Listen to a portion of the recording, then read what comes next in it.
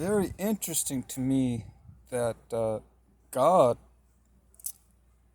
reserves the right for himself to choose who he wants to be part of his team. He chose his 12 apostles, and who knows why each of those were chose, because they weren't really probably ideal candidates to be representatives of Christ, but maybe they were. If you look at they weren't people of nobility,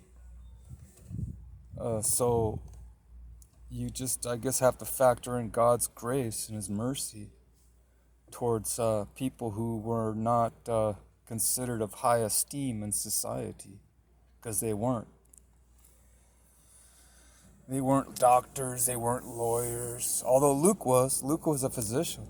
The Apostle Paul was another exception. He was a doctor of theology, the Apostle Paul, and he was taught in a very notorious, recognized, prestigious school, the Apostle Paul, but the others weren't. They were just fishermen or farmers or just ordinary people.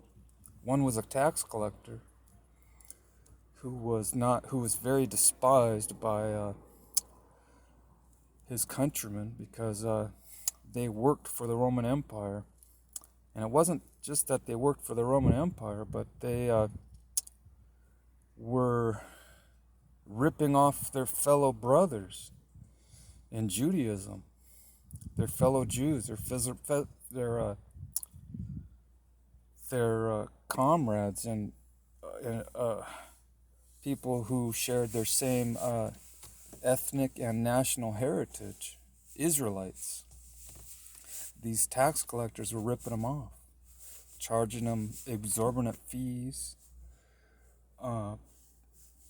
which was really not necessary. They were flogging them to enrich themselves so they could live a lavish lifestyle while their fellow brethren whom they collected taxes from were often poor and needy and just scratching at the bottom in order to survive.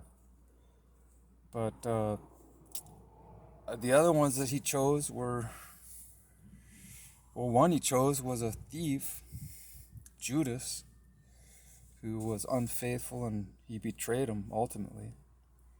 But apparently he was destined for that purpose, which is hard to conceive or perceive, because why would God choose someone that would betray him later if he knew beforehand? Doesn't make any sense. But God chose him.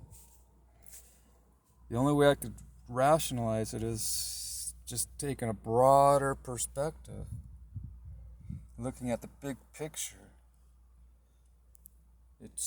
The whole thing tells a story. And often people and events actually is like a paintbrush.